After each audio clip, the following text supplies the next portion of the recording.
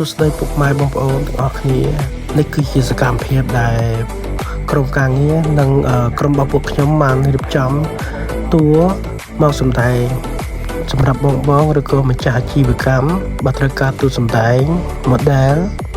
អាចតាក់ទងមកខ្ញុំបានខ្ញុំនឹងរៀបចំជូនផ្ទាល់ហើយតម្លៃសមរម្យ